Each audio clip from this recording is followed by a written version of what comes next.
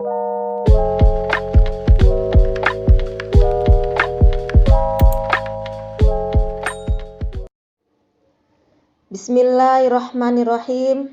Assalamualaikum warahmatullahi wabarakatuh. Halo sahabatku, apa kabar semuanya? Semoga sahabat dalam keadaan sehat, selamat, dan selalu dalam lindungan Allah Subhanahu wa Ta'ala. Amin ya Rabbal Alamin. Kembali lagi dengan Hanastan Channel. Kali ini kami akan menceritakan kisah pengawal penjara dengan seorang wali. Disimak ceritanya ya sahabat. Bercerita Syekh Abu Bakar Ibnu Fudail, katanya, saya bertanya kepada salah seorang temanku yang dia berasal dari negeri Rum tentang sebab keislamannya. Pada mulanya ia enggan hendak memberitahuku, seolah-olah ada sesuatu rahasia yang ia tidak mau orang lain tahu. Namun, sesudah saya memaksanya berkali-kali dan saya bersumpah atas nama Allah minta dia menceritakan, barulah dia bersetuju hendak menceritakannya. Begini ceritanya, katanya. Kami berperang dengan tentara muslimin bertahun-tahun. Banyak yang telah kami bunuh dari tentara muslimin. Dan kami juga banyak yang telah mati terbunuh.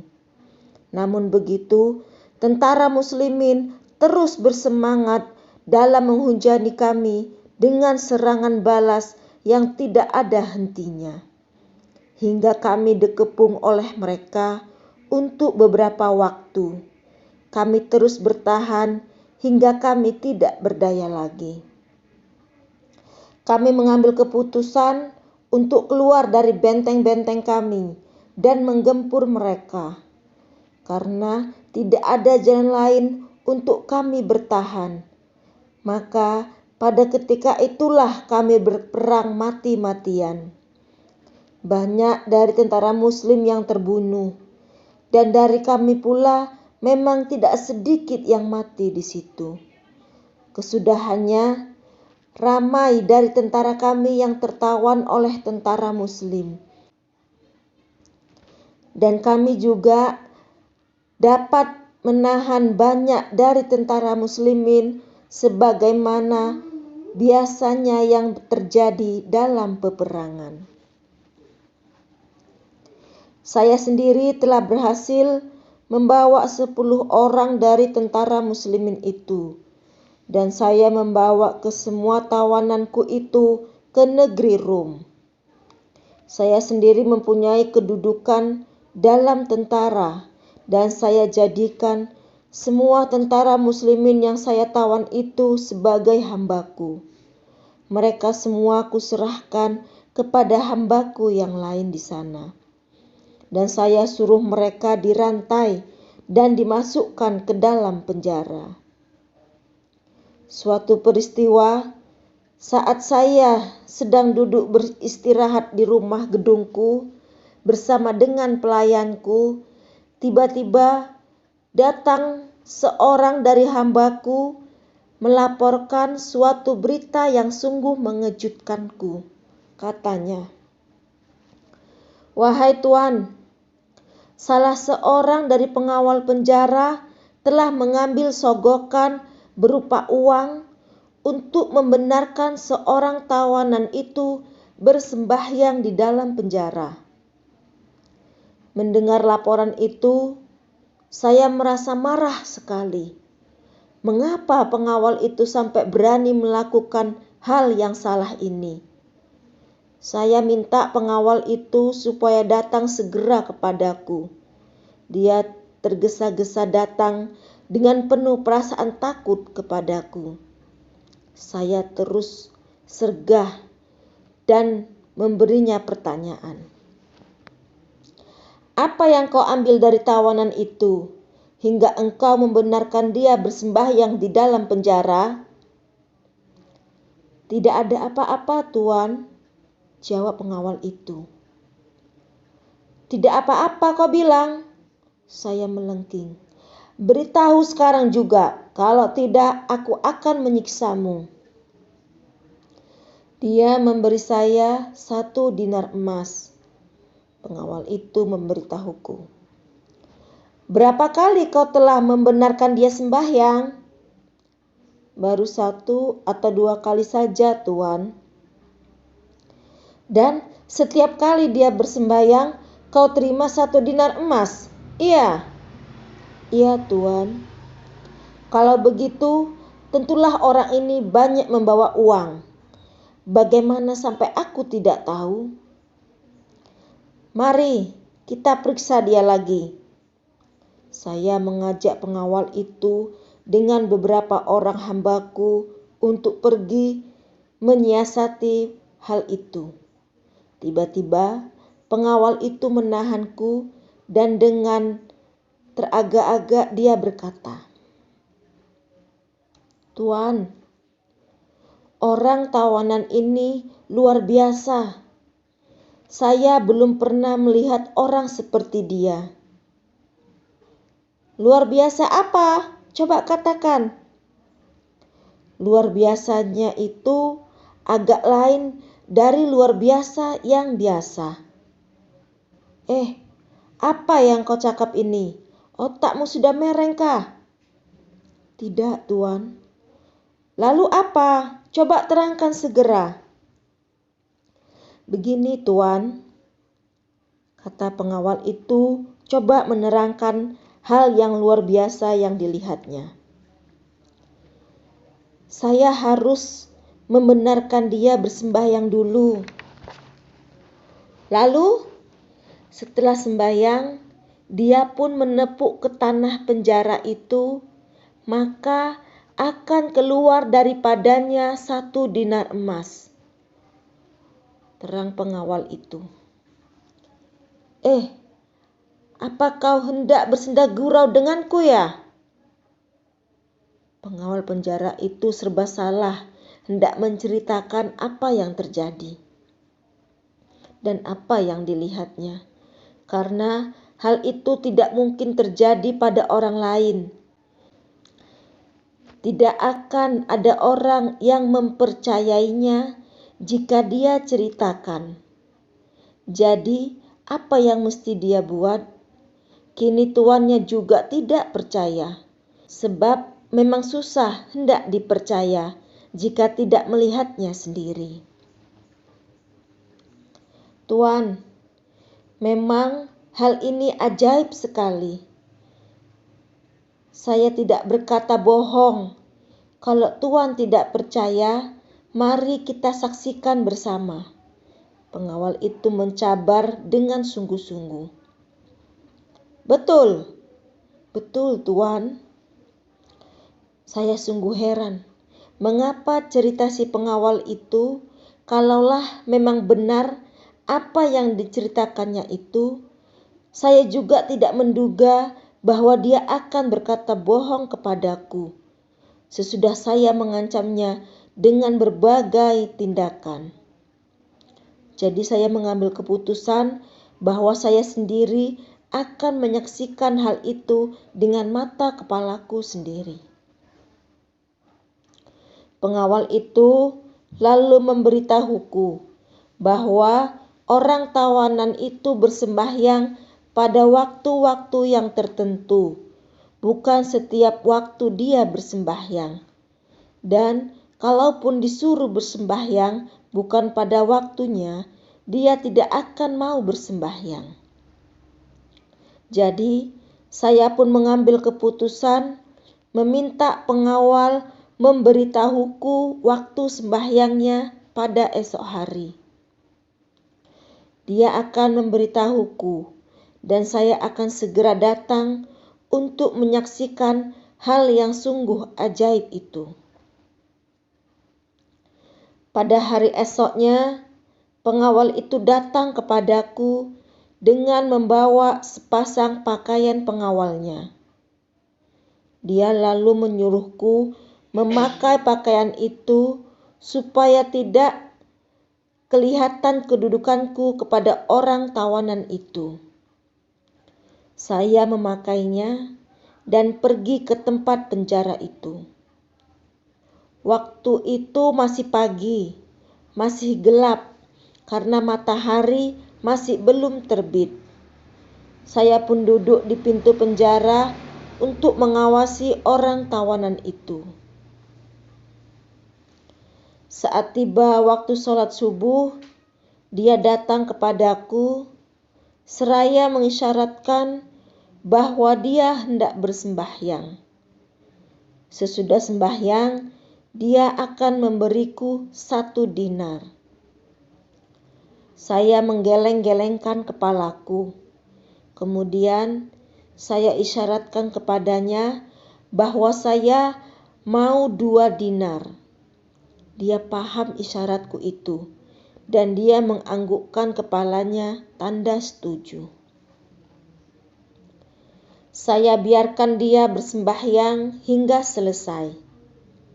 Sedangkan saya terus memperhatikan segala gerak tingkah lakunya. Khususnya saat nanti dia akan menepuk tanah penjara itu yang akan mengeluarkan uang dinar emas. Saya terus mengamat-amati setiap detik apa yang dilakukannya. Selesai bersembahyang, saya lihat benar apa yang dilaporkan oleh pengawalku itu. Orang tawanan itu lalu menepuk tanah penjara itu 2 kali. Lalu dia mengambil daripadanya 2 dinar emas. Lalu diberikannya kepadaku. Saya semakin takjub kepada apa yang terjadi barusan. Kini saya sendiri telah menyaksikannya. Dan saya bolak-balikkan dinar emas itu. Saya dapati memang benar uang itu uang dinar emas yang laku untuk dipertukarkan dalam jual beli. Apabila datang pula waktu sembahyang tengah hari, yaitu sembahyang zuhur, orang tawanan itu mengisyaratkan lagi kepadaku untuk membenarkan dia bersembahyang.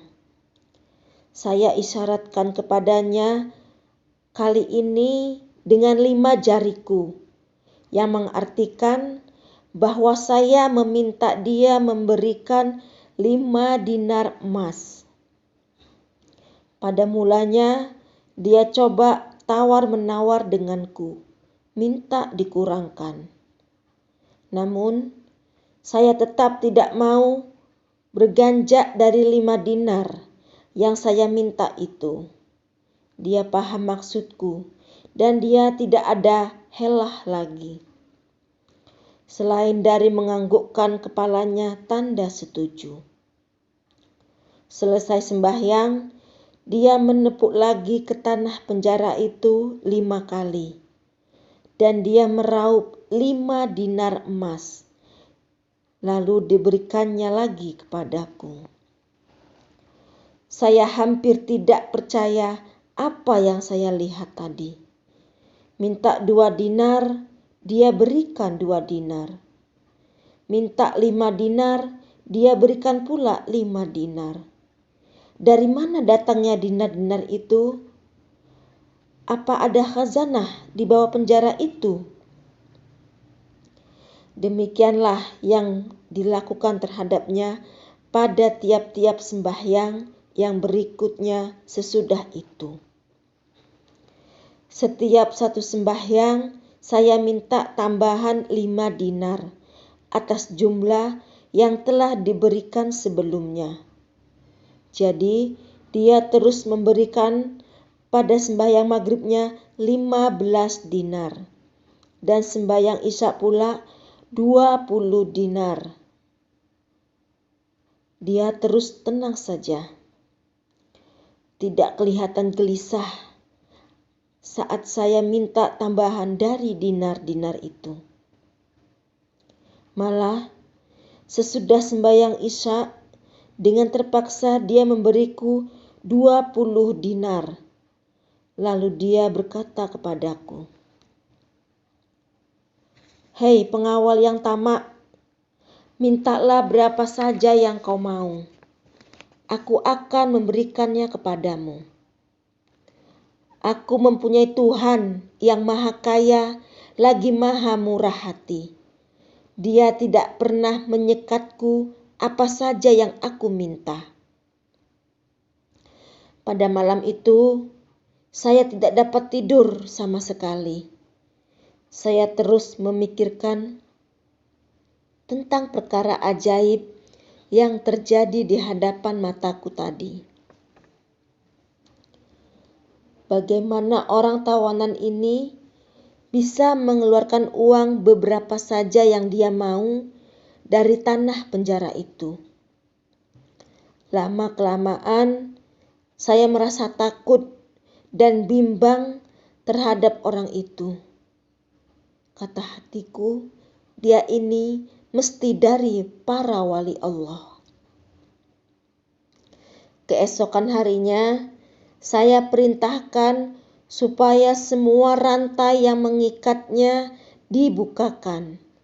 Dia harus diberikan sepasang pakaian yang bersih, lalu diminta datang menemuiku. Saat dia datang, saya bangun untuk menghormatinya dan memberinya makan, minum, dan apa saja yang ia mau. Semua rekan-rekannya yang dalam tawananku juga saya bebaskan. Namun, orang itu tidak berubah apapun dengan keadaannya sebelum ini ketika dia masih berada di dalam penjara. Aku telah melihat peristiwa-peristiwa yang terjadi di dalam penjara itu.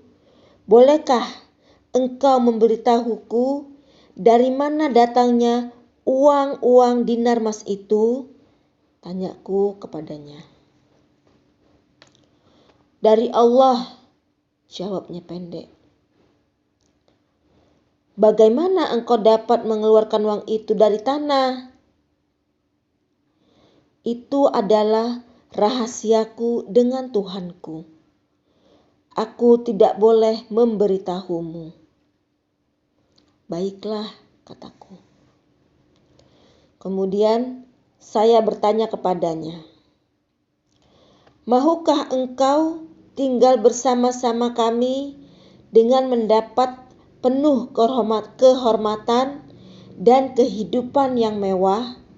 Semua yang engkau minta pasti akan aku berikan."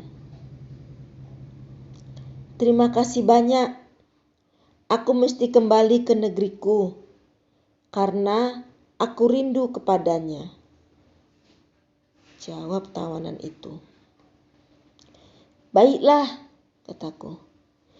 "Aku benarkan engkau bersama teman-temanmu kembali ke negerimu, dan aku akan mengirim bersama kamu pengawal-pengawal untuk menyampaikan kamu ke perbatasan negerimu."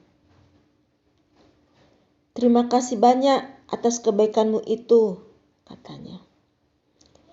Saya pun menyiapkan segala yang perlu untuk rombongan orang-orang itu, dan dikirimkan bersama mereka beberapa pengawal untuk menjaga mereka dalam perjalanan hingga mereka tiba di perbatasan negerinya. Mereka adalah dalam perlindunganku, tidak boleh dianiaya atau dihalang, dan apa yang mereka mau harus diberikan. Alhasil, mereka diberikan penghormatan yang penuh hingga mereka sampai ke tempat yang dituju. Kemudian, saya mengambil sekeping kertas dan saya buatkan suatu tanda di atas kertas itu. Lalu saya berikan kepadanya seraya berkata, "Ambillah kertas ini sebagai tanda antara aku denganmu. Apabila engkau sampai di tempat tujuanmu, kembalikan kertas yang bertanda ini dengan pengawal-pengawalku, supaya aku tahu bahwa engkau telah selamat sampai ke negerimu. Baiklah, jawabnya.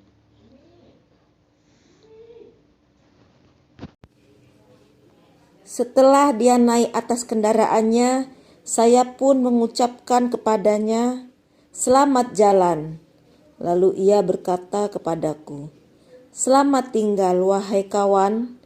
Semoga Allah akan memberimu hidayahnya pada jalan kebenaran dan mewafatkanmu atas sebaik-baik kepercayaan." Kemudian orang Rum itu berkata kepada temannya, Syekh Abu Bakar Ibnu Fudail, "Demi Allah, wahai temanku Abu Bakar, sejak dari masa itulah hatiku sangat terpikat kepada agama Islam, dan aku ingin tahu lebih dalam lagi tentang agama itu." Kemudian orang Rum itu bercerita seterusnya tentang sebab keislamannya kepada temannya Syekh Abu Bakar Ibnu Fudail. Katanya, perjalanan yang mesti dilalui oleh rombongan itu untuk sampai ke perbatasan negeri ialah 5 hari 5 malam. Dan kembalinya pula sama 5 hari 5 malam. Yang lebih menakjubkanku bahwa rombongan pengawal-pengawalku itu tiba kembali ke negeri kami pada hari yang ke-6. Dia membawa kepadaku kertas yang kutitipkan pada orang itu. Kemudian pada kertas itu tertulis bahwa rombongan orang-orang Islam itu telah sampai dengan selamat. Saya tidak heran lagi bahwa mereka telah sampai dengan selamat dengan penerimaanku kertas yang bertanda itu. Saya masih ingat saat saya serahkan kertas itu, tiada seorang pun yang tahu, selain saya dengan orang tawanan itu saja. Tetapi bagaimana pengawal-pengawalku itu boleh kembali pada hari yang ke-6? Padahal sepatutnya mereka kembali pada hari yang ke-11. Bagaimana kamu semua bisa kembali pada hari ke-6? Tanyaku dengan wajah yang cukup heran. Apakah kamu tidak menyampaikan mereka ke perbatasan negeri mereka seperti yang aku perintahkan? Saya minta penjelasan kepada pengawalku.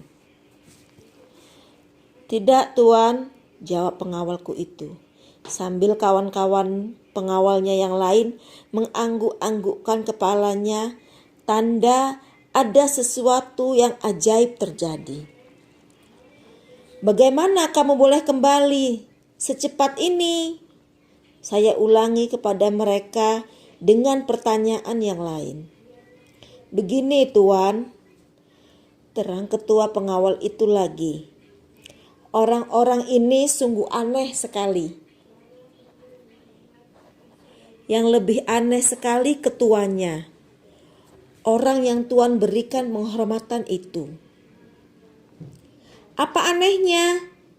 Tanyaku tidak sabar lagi ingin mengetahui hal ajaib yang terjadi. Anehnya, Tuan, kami berjalan dalam satu rombongan bersama-sama tanpa merasa lelah atau capek, sehingga kami datang waktu malam. Kami berhenti beristirahat dan tidur pada malam itu. Kemudian apabila kami berjalan lagi pada esoknya, sebentar saja kami sudah sampai ke tempat yang kami tuju. Mereka pun memberikan selamat jalan kepada kami. Kami pun kembali semula ke arah perjalanan kami untuk kembali. Kami tidak ingat tentang perjalanan pergi kami itu. Bagaimana kami bisa sampai begitu cepat. Tetapi apabila kami kembali, kami merasakan perjalanan kami terlalu jauh. Di samping itu pula, kami terpaksa berhenti berkali-kali karena udara yang panas dan kami terlalu lelah dan capek sekali. Ketua pengawal itu berhenti untuk mengambil napasnya yang baru. "Terus, apa yang terjadi?" tanyaku tidak sabar. Pengawal yang lain pula menyambung ceritanya. "Sepatutnya perjalanan kita itu 5 hari pergi dan 5 hari kembali. Yang 5 hari kembali itu memang kami rasakan. Tetapi 5 hari pergi pula yang kami alami, kalau tidak salah hanya 1 hari 1 malam saja kami sudah sampai. Betul tidak?" Pengawal itu mengemukakan pertanyaannya kepada rekan-rekannya yang lain untuk membuktikan kebenaran kata-katanya. Ya benar," serentak mereka menyahut.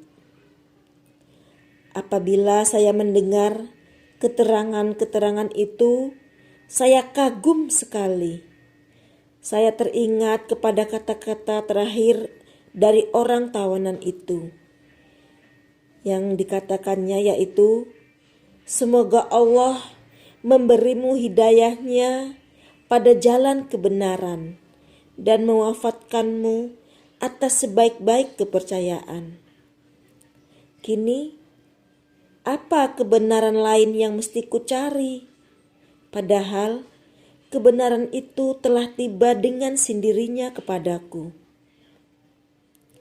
Saya pun bersaksi bahwa tidak ada Tuhan selain Allah dan bahwasanya Muhammad itu adalah utusan Allah.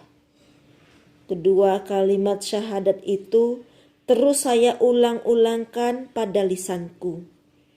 Dan saya percaya bahwa agama Islam itu adalah agama yang benar. Dan orang yang percaya kepadanya berdiri di atas kepercayaan yang benar. Tidak berapa lama sesudah itu, saya keluarlah meninggalkan negeri Rum untuk mendampingkan diriku dengan orang-orang Islam di negeri Islam, supaya saya dapat mendalami agama yang baru saja saya memeluknya itu. Saya telah meninggalkan segala kemewahan dan kesenangan hidup, pangkat dan kedudukan yang saya punyai, karena merasakan semua itu adalah sia-sia dan palsu belaka. Saya merasakan bahwa semua hidup dan perbuatanku sebelum itu hanyalah pura-pura dan tidak memberikan arti yang benar dalam hidup yang bertuhankan Allah. Saya ridho meninggalkan semua itu untuk mendapatkan pertukarannya dengan hidup mengecap kenikmatan yang asli di bawah panji-panji Allah. Inilah saya sekarang berada di sini, di sisi saudara-saudaraku yang beragama Islam, dan di sisimu, wahai Syekh Abu Bakar Ibnu Fudail. Saya senang dengan hidupku yang sekarang ini, dan saya ucapkan Alhamdulillah kepada Allah yang telah menukarkan kepercayaanku yang salah kepada kepercayaan yang benar, kepercayaan di naungan agama Islam. Demikianlah sahabat kisah kami kali ini. Semoga dengan mendengarkan cerita tadi, kita semua bisa mengambil hikmahnya. Bagi sahabat yang baru menemukan channel kami, jangan lupa subscribe, like, dan komen. Dan bagi sahabat yang selalu menyimak, kami ucapkan terima kasih. Semoga dimurahkan rezekinya oleh Allah Subhanahu wa Ta'ala. Billahi taufik wal hidayah. Wassalamualaikum warahmatullahi wabarakatuh.